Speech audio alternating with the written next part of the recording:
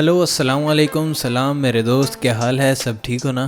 तो दोस्तों आज मैं आपके लिए कुछ बहुत ही मज़ेदार किस्म के फैक्ट्स लेकर आया हूँ। क्या होगा कि अगर एस्ट्रोनॉट स्पेस में ही अपना हेलमेट उतार दें। अच्छा, क्या आप ये जानते हैं कि कभी कभी किसी सरफेस को छूने पर करंट क्यों लगता है? अच्छा, ये तो जानते ही होंगे कि मॉडर्न टाइम का सबसे बड़ा फ्रॉड कौन सा है। नहीं जानते तो कोई बात नहीं, आज आपको इन सब सवालों के जवाब मिल जाएंगे सरसब्ज टीवी के इस वीडियो में। तो बांध लीजिए अपनी अपनी सीट बेल्ट्स और हो जाइए तैयार सरसब्ज टीवी के इस शानदार सफर के लिए। नंबर 1, दूसरे एस्ट्रोनॉट के बारे में आपको बहुत इंटरेस्टिंग फैक्ट्स बताता आ रहा हूं मैं, लेकिन क्या आपने कभी ये सोचा कि स्पेस में एस्ट्रोनॉट्स सिर्फ कुछ सेकंड्स के लिए ही सही अपना स्पेस सूट का हेलमेट उतार दें तो क्या होगा? क्या वो बच जाएंगे? आखिर स्पेस के एनवायरनमेंट में एक्सपोज होने पर होता क्या है, आइए आपको बताता हूँ। सबसे पहले तो हेलमेट उतारने पर एस्ट्रोनॉट का सर स्पेस के बेहद ठंडे टेम्परेचर से एक्सपोज हो जाएगा, क्योंकि स्पेस का टेम्परेचर 455 डिग्री फ़ारेनहाइट होता है, जिसमें कोई भी इंसान या जानदार जिंदा नहीं रह सकता। इसलिए एस्ट्रोनॉट का सर कुछ ही सेकंड्स में जम जाएगा। दूसरा ये होगा कि इसके फेफड़ों में से सारी हवा बाहर निकल जाएगी, क्योंकि स्पेस एक वैक्यूम है। और यही नहीं, ऑक्सीजन की कमी की वजह से सिर्फ 15 सेकंड में एस्ट्रोनॉट का दम घुट जाएगा, या शायद ये वक्त भी इसे ना मिले और उससे पहले ही वो दम तोड़ देगा। अगर ये सब भी काफी नहीं है तो सूरज से आने वाली स्ट्रॉन्ग रेडिएशंस किसी की भी जान लेने के लिए स्पेस में काफी होती हैं। तो क्या समझे भैया? क्या आप इस इंफॉर्मेशन को पहले जानते थे? हमें कमेंट बॉक्स में जरूर बताइएगा। खैर, अब आगे बढ़ते हैं नंबर 2 की जानिब। तो दोस्तों आपने ये भी नोटिस किया होगा, किसी भी कुर्सी या आदमी को छूने से करंट का झटका सा कभी कभार लगता है। लेकिन क्या आप जानते हैं कि ऐसा क्यों होता है? दरअसल हमारे आसपास जितने भी चीजें हैं वो सब एटम से बनी हुई हैं। इन एटम्स में पॉजिटिव चार्ज वाले प्रोटॉन, नेगेटिव चार्ज वाले इलेक्ट्रॉन और न्यूट्रल न्यूट्रॉन्स होते हैं। अमूमन ये एटम न्यूट्रल हालत में ही होते हैं, जिसका मतलब ये होता है कि प्रोटॉन्स और इलेक्ट्रॉन्स की बराबर मिकदार में मौजूदगी। लेकिन जब इनकी ये मिकदार बराबर नहीं रहती तब इलेक्ट्रॉन तेजी से घूमने लगते हैं।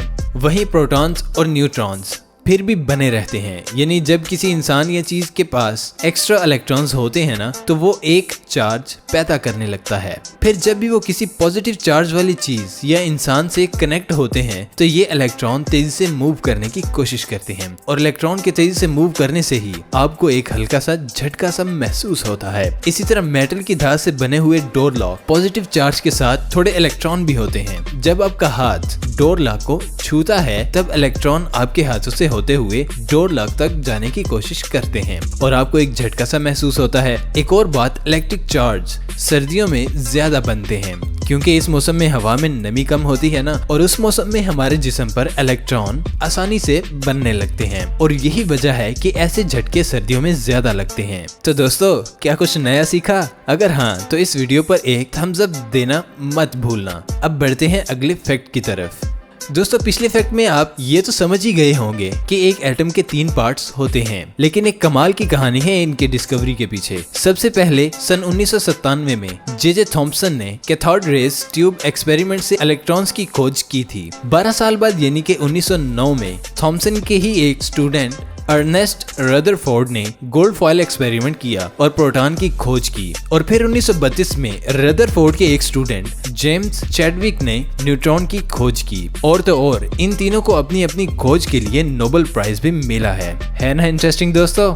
नंबर 4, 2015 में Indian prime minister Narendra Modi America में टेस्ला फैक्ट्री के विजिट पर गए थे। इसके 1 साल बाद आनंद महिंद्रा, जो कि महिंद्रा कंपनी के ऑनर हैं, उन्होंने अपनी कार फैक्ट्री इंडिया में फ्री में लगाने के लिए जमीन भी ऑफर की। लेकिन 2017 में टेस्ला ने शंघाई चाइना में अपनी कार फैक्ट्री लगाने का फैसला किया। आज इसी फैक्ट्री से 1000 कार्स हर रोज बनकर मार्केट में आती हैं। लेकिन क्या आप जानते हैं कि टेस्ला भारत की बजाय चाइना क्यों गई? तो दोस्तों, इसकी पहली वजह ये थी कि क्योंकि हमेशा की तरह इंडिया की इलेक्ट्रिकल व्हीकल पॉलिसी फॉर्मुलेट नहीं थी, जबकि चाइना सन 2006 से अरबों रुपए इस रिसर्च में, इस फील्ड में लगा रहा है। दूसरी सबसे बड़ी वजह ये थी कि चाइना का टेस्ला को एक स्पेशल एग्जम्पशन देना था, जिसके मुताबिक टेस्ला को चाइना में किसी के भी साथ ज्वाइंट पार्टनरशिप की जरूरत नहीं थी और उसे फैक्ट्री का पूरा मालिकाना हक मिलना था।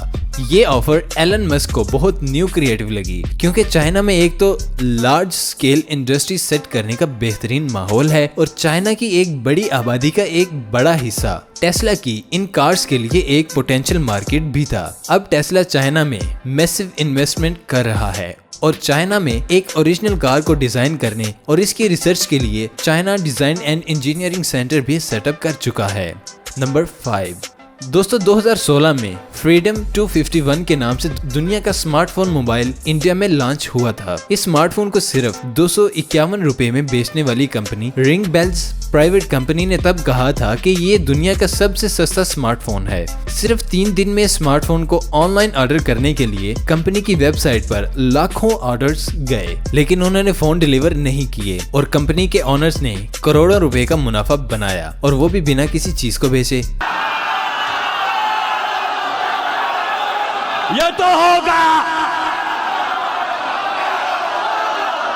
ये तो होगा। नंबर 6 दोस्तों, एप्पल के नए फोन 11 प्रो और 11 प्रो मैक्स के पीछे 3 कैमरे होते हैं, जिनकी पोजीशन कुछ इस तरह की है कि कई लोगों ने ऑनलाइन इन कैमरा की पोल्यूशन की वजह से इन्हें ट्राइपोफोबिया होने की स्टोरीज शेयर की हैं। अब आप सोच रहे होंगे कि ये ट्राइपोफोबिया क्या भला है, तो आपको बता दूं कि ये एक अजीब किस्म का डर है। कुछ लोगों को ये डर लगता है जब वो छोटे छोटे सुराख की तरह की किसी चीज को देखते हैं। ऐसे लोग डर जाते हैं, इनकी हार्ट बीट बढ़ जाती है, सर चकरा सकता है और उल्टी भी आ सकती है। कमल के फूल के बीज, अनार, बबल रैप और शहद की मक्खी के छत्ते और कीड़ों की आंखें कुछ ऐसी चीजें हैं जो ट्राइपोफोबिया को ट्रिगर कर सकती हैं। अगर आप भी यही चेक करना चाहते हैं कि कहीं आपको भी ये ट्राइपोफोबिया तो नहीं, तो इस वर्ड को गूगल करिए और रिजल्ट में आने वाली पिक्चर्स को देखिए। खैर, छोड़िए इन बातों को और ये बताइए कि आप हमारी वीडियो देखना पसंद करते हैं। अगर हाँ, तो वीडियो को यहीं रोककर हमारे चैनल सरसब्ज टीवी को सब्सक्राइब कीजिए। आइए अब बढ़ते हैं अगले फैक्ट की तरफ। नंबर 7 दोस्तों, क्या आप जानते हैं कि अरकनास यूएस में एक डायमंड माइन है जो कि पब्लिक के लिए ओपन है।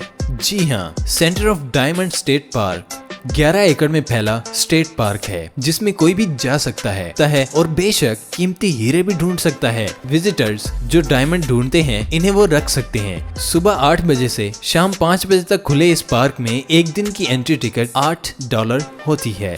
और तो और यहाँ पर आम लोगों को डायमंड ढूंढने के गुर भी सिखाए जाते हैं। ये दुनिया की इकलौती डायमंड प्रोड्यूसिंग साइट है जहाँ पर आम पब्लिक जा सकती है। 1972 यानी 1972 से खुली पब्लिक के लिए इस डायमंड माइन से लोगों ने आज तक 30,000 से भी ज्यादा डायमंड्स निकाले हैं। तो आपको क्या लगता है दोस्तों, अगर आपको भी मौका मिले तो क्या आप भी डायमंड निकाल सकते हैं? हमें कमेंट करके जरूर बताइएगा। नंबर 8 दोस्तों, भूटान दुनिया की सबसे इको फ्रेंडली कंट्री होने के साथ साथ इकलौती कार्बन नेगेटिव कंट्री भी है, और ये हो पाया है वहाँ के लोगों का अपने मुल्क के लिए अपनी जिम्मेदारी समझने की वजह से। दोस्तों, आपने अक्सर शाही खानदानों में पैदा होने पर की गई सेलिब्रेशन को तो देखा ही होगा। वहीं जब 2016 में भूटान की रानी के यहाँ बेटा पैदा हुआ तो उसने खुशी का जश्न 1,08,000 दरख्तों को लगाकर मनाया। वाह। नंबर 10 दोस्तों, क्या आपने कभी हाउस बोट का मजा लिया? मेरा मतलब कभी सफर किया इनमें? तैरते हुए ये कमाल के होटल रहने का एक अलग ही एक्सपीरियंस देते हैं। लेकिन 2022 के फीफा ने इन हाउस बोट्स से इंस्पायर होकर 1 दर्जन से भी ज्यादा फ्लोटिंग होटल बनाने का प्लान बनाया है, और ऐसा वो इसलिए कर रहे हैं क्योंकि 2022 में वर्ल्ड कप के लिए दुनिया भर से लाखों फुटबॉल फैंस कतर पहुंचेंगे, जिन्हें अकोमोडेट करने के लिए ही इस कदर जबरदस्त किस्म के होटल बनाए जा रहे हैं। तो दोस्तों, ये थी आज की वीडियो और उम्मीद करता हूँ कि आपको ये वीडियो बहुत पसंद आई होगी।